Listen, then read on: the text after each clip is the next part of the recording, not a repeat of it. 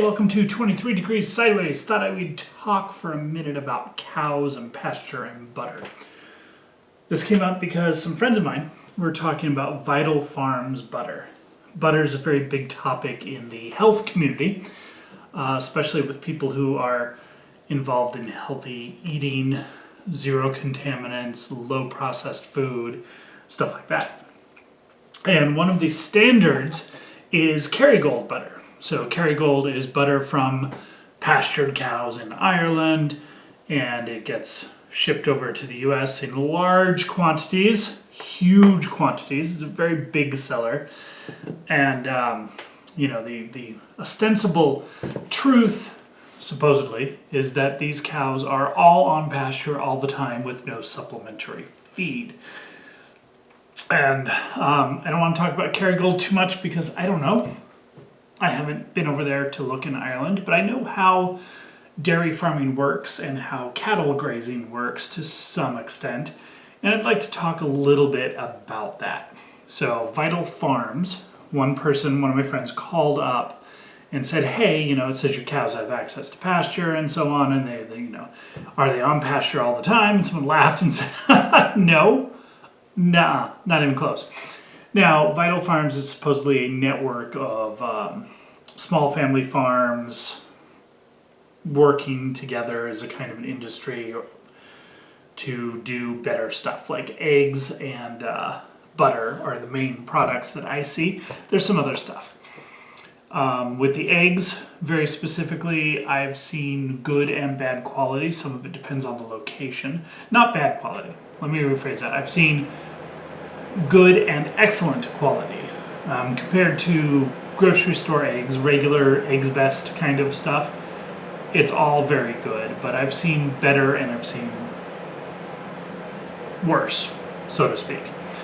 And it depends, and I think that they do a very good job with their actual organic pasture raised chicken farms. They're pretty good. With the butter, it seems a little bit more problematic to explain to people how this works. Most of the United States does not have 365-day-a-year pasture. Grass and legumes, so alfalfa is a legume. Grasses are things like wheat, corn.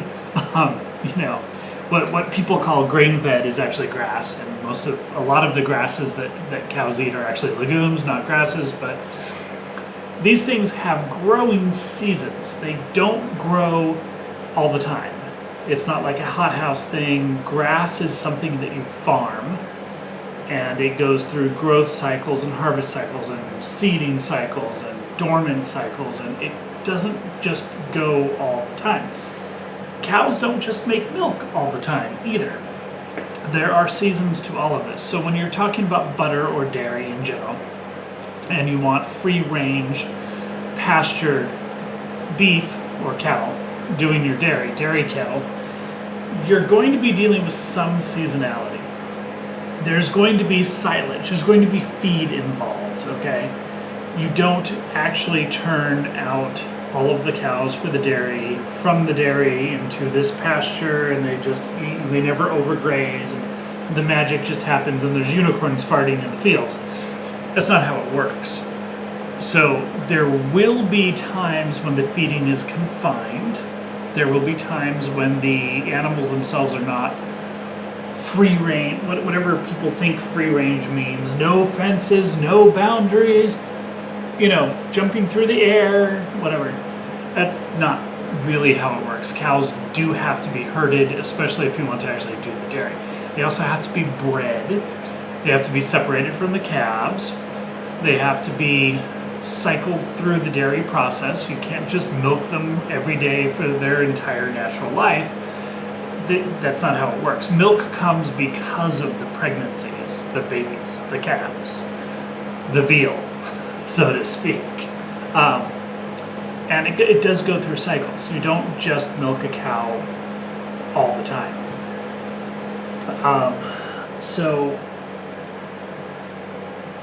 And the grass grows when it grows, and it doesn't grow when it doesn't grow.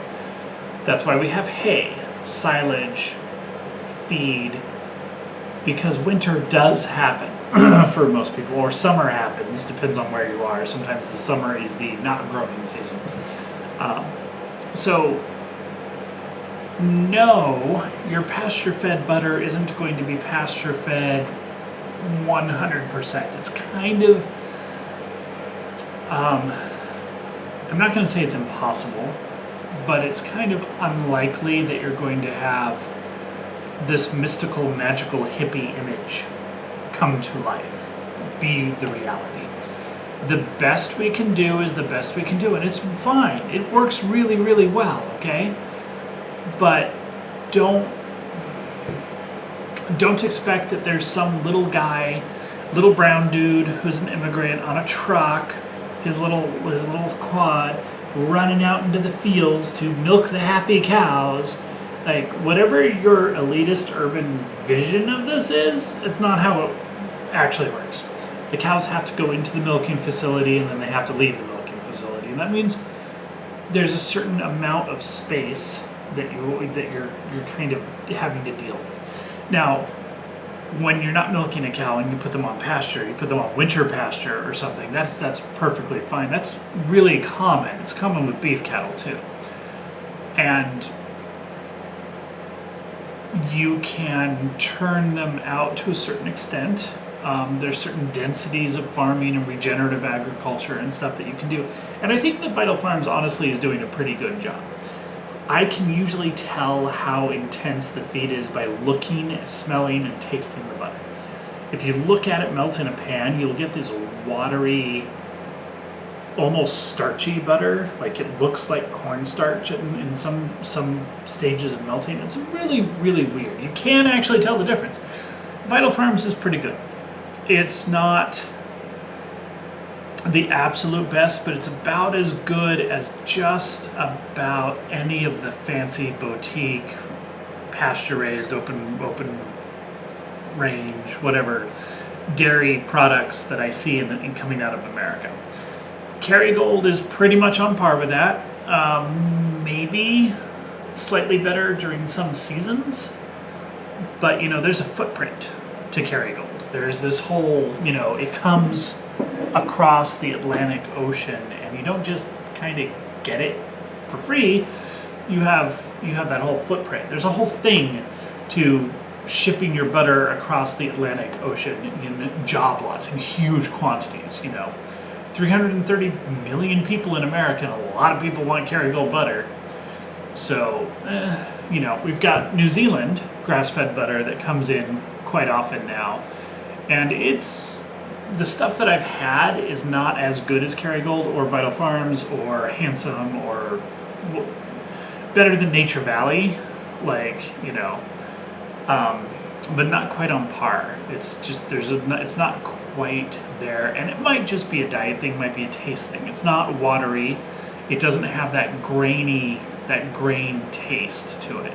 Okay, commercial feedlot dairy butter has lower fat content. Like, it has a visibly lower fat content. It's more watery, and you can taste. If you really go carnivore and you really get natural for a little while, you can actually taste the corn and smell the corn in things. You can smell and taste what your meat is eating as well. It's not just dairy. You can taste it in the eggs and chickens and stuff. So, I just want to point out that there's a cycle of life that goes on in this, and you don't just get magical unicorn fart dairy butter just because everyone assumes that the grass is always green 365 days a year, and you follow around the cow as it does its thing and milk it. It's not. A little bit of realism goes a long way. Doing your best is much better than doing the marketing propaganda. Does that make any sense? I hope so. So anyway, Vital Farms seems very good. Kerrygold, the New Zealand stuff that you can get through some of the Trader Joe's and Costco's and Whole Foods and stuff is okay. It just doesn't quite have the same taste to me They may also have regulations about the salt because it doesn't have as much salt in it. It definitely has to be salted, even though it claims to be salted butter. So that might be part of it. But you know, open range, open pasture, pasture fed, grass fed dairy. Take it for what it is. You know, accept that if you pay attention and you do hold them accountable, that the dairies can do the best they can, but that there are growth cycles and life patterns that you have to deal with that are just part of agriculture, and you can't really escape them. So that's all. Stay sideways.